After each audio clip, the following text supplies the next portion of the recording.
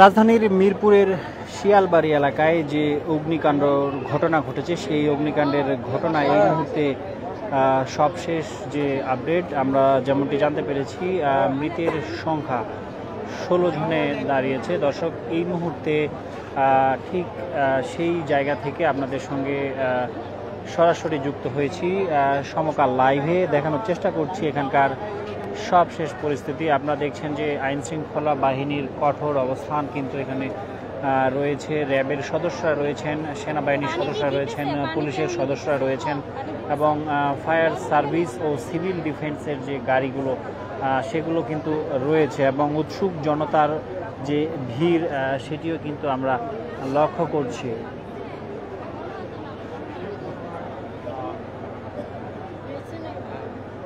সেই ঘটনায় হতাহত কিন্তু এখন পর্যন্ত ফায়ার সার্ভিসের পক্ষ থেকে আমাদেরকে জানানো হয়েছে।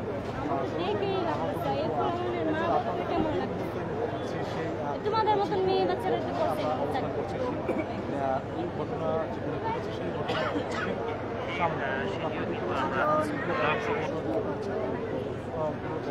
দর্শক, এই মুহূর্তে মিরপুরের যে জায়গাতে অগ্নিকাণ্ডের ঘটনা ঘটেছে আপনাদের সেখান থেকে সরাসরি যুক্ত করেছি।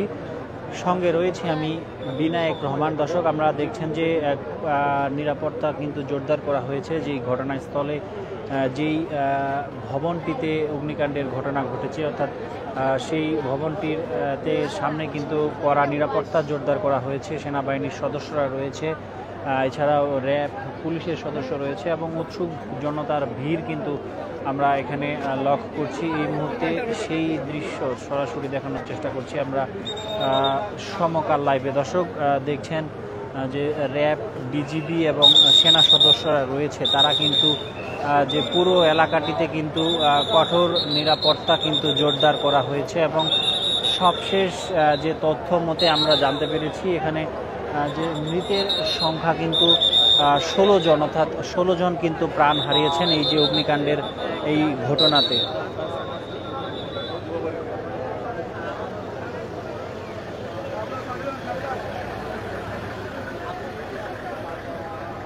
এবং এখনও কিন্তু উদ্ধার কাজ চলমান রয়েছে। আমরা দেখছেন যে আগুনটি নিয়ন্ত্রণে এসেছে, কিন্তু এরপরও আমরা দূর থেকে আসলে দেখানোর চেষ্টা করছি যে এই ভবনটিতে আগুন লেগেছিল সেটি থেকে কিন্তু এখনও ধোঁয়ার কুণ্ডলী, অর্থাৎ এখনও কিন্তু ধোঁয়া উঠছে, ধোঁয়া বের হচ্ছে। সেই দৃশ্য আপনাদের সরাসরি দেখানোর চেষ্টা করছি সমকাল লাইভে।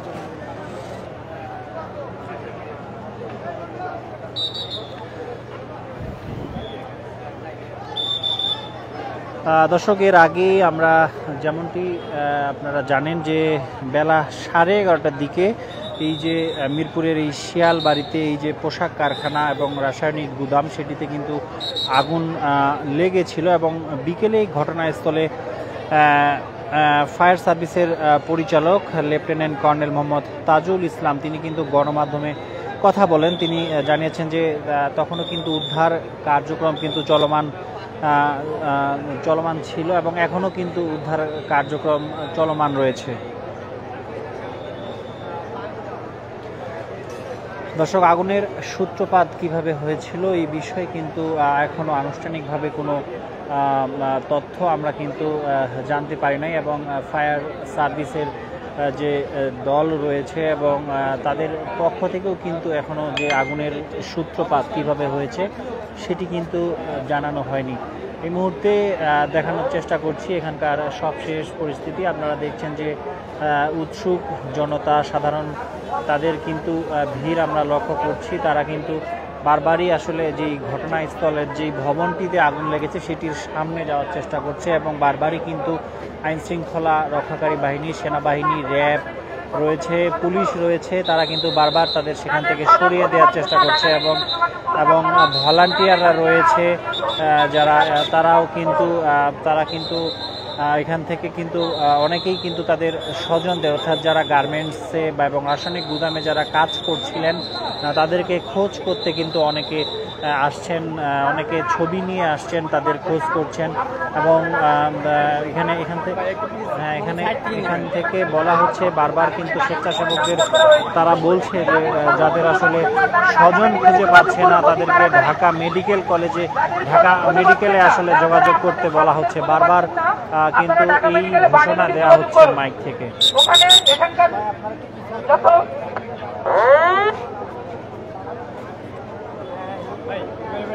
ভিতরে যান ভাই।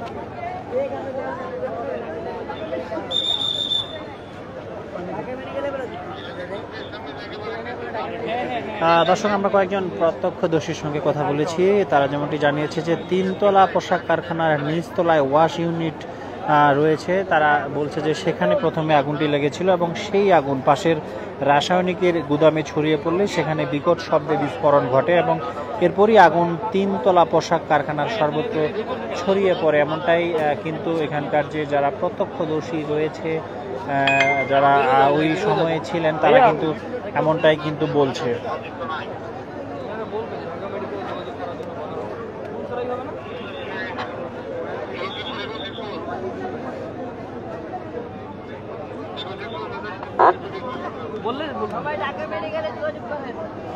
সকলের দৃষ্টি আকর্ষণ করছি, আপনারা যারা যারা আপনাদের স্বজনদেরকে খুঁজে পাচ্ছেন না, আপনারা ঢাকা মেডিকেলে অতি দ্রুত যোগাযোগ করুন। সকলের দৃষ্টি আকর্ষণ করছি। দর্শক দেখছেন এখানে পুলিশের সদস্য রয়েছে, কড়া নিরাপত্তা কিন্তু জোরদার করা হয়েছে। অর্থাৎ যে ভবনটিতে আগুন লেগেছে সেই ভবনটির সামনে কিন্তু পুলিশের সদস্যরা রয়েছেন, বিজিবি রয়েছে, র্যাব রয়েছে, সেনাবাহিনী রয়েছে। এবং আপনাদের একটু যদি দেখানোর চেষ্টা করি, উৎসুক জনতা তারা কিন্তু ভিড় করছে এবং এছাড়া অনেকে তাদের স্বজনদের খুঁজতে কিন্তু এখানে স্বজনদের ছবি নিয়ে, নাম নিয়ে, পরিচয় নিয়ে কিন্তু তারা আসলে এখানে আসছে এবং স্বজনদের অনেকেই আসলে স্বজনদের খোঁজার চেষ্টা করছে। আপনারা যারা আপনাদের স্বজনদেরকে খুঁজে পাচ্ছেন না, আপনারা দয়া করে ঢাকা মেডিকেলে যোগাযোগ করুন। এখানকার যত আহত এবং মৃত্যু লাশ আছে সবগুলো লাশ ঢাকা মেডিকেলে নিয়ে যাওয়া হয়। দর্শক, যেমনটি এখান থেকে বলা হচ্ছে, ভলান্টিয়াররা মাইকে ঘোষণা দিয়ে যেমনটি বলছে, যাদের স্বজনদের পাওয়া যাচ্ছে না, যারা স্বজনদের খুঁজতে এসেছে তাদেরকে ঢাকা মেডিকেলে নিয়ে তাদেরকে যোগাযোগ করতে বারবার কিন্তু বলা হচ্ছে। এবং এখানে বলা হচ্ছে যে তাদের যারা আহত হয়েছেন এবং যারা নিহত হয়েছেন সব ধরনের আহতদেরকেও ঢাকা মেডিকেলে নেওয়া হয়েছে এবং যারা মৃত্যুবরণ করেছেন অর্থাৎ 16 জন এখন পর্যন্ত যেমনটি আমরা জানতে পেরেছি, সবশেষ সেই সবাইকে কিন্তু ঢাকা মেডিকেলে নেওয়া হয়েছে। এমনটাই কিন্তু বারবার এখানকার যে ভলান্টিয়াররা রয়েছে তারা কিন্তু বলছে।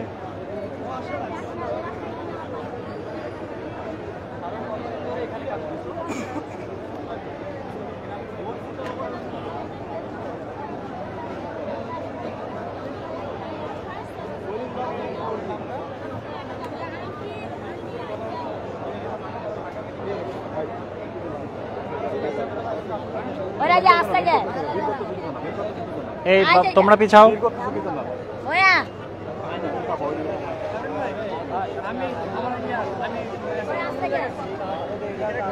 হ্যাঁ দর্শক, এখানে যে অগ্নিকাণ্ডের ঘটনা, সেই ঘটনায় যে 9টি লাশ উদ্ধার করা হয়েছে এবং সেগুলো এমনভাবে পুড়ে গিয়েছে যা আসলে দেখে শনাক্ত করা সম্ভব হচ্ছে না। তাদের পরিচয় শনাক্ত করতে ডিএনএ পরীক্ষার প্রয়োজন হবে বলে জানিয়েছেন ফায়ার সার্ভিস। এছাড়াও সবশেষ যে তথ্য মতে আমরা যেমনটি জেনেছি যে 16 জন কিন্তু এখানে যে অগ্নিকাণ্ডের ঘটনায় মৃত্যুবরণ করেছেন এবং এছাড়াও যে 9টি লাশ উদ্ধার করা হয়েছে।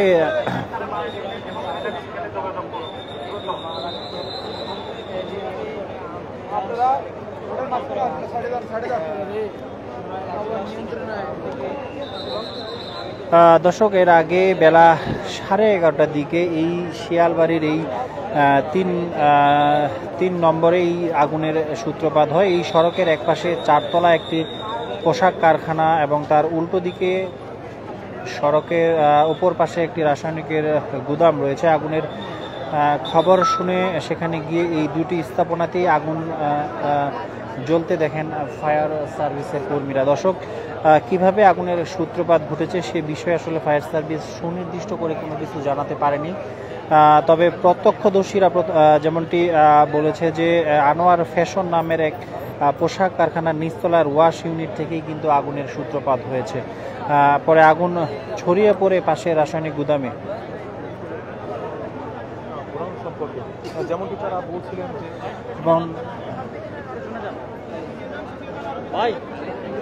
ভাই আমরা তো যথেষ্ট পেছনে আছি, আপনারা মানুষগুলাকে ইয়ে করে না আমরা চেষ্টা করতেছি ভাই।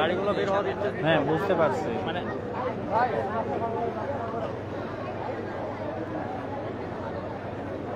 এই জায়গায় একটা পুলিশ টিয়ারশেল মেরে দিলেই হইতো। আমরা টিয়ারশেল খাওয়া অভ্যাস, পাবলিক খাইলে একটু ঠিক আছে।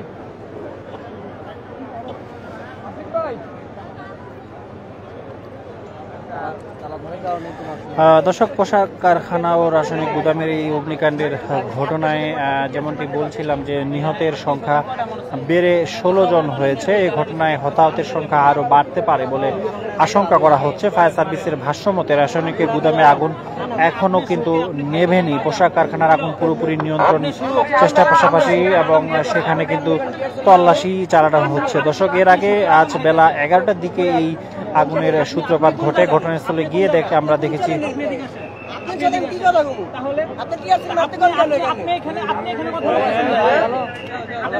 আপনি বহিরাগত আপনার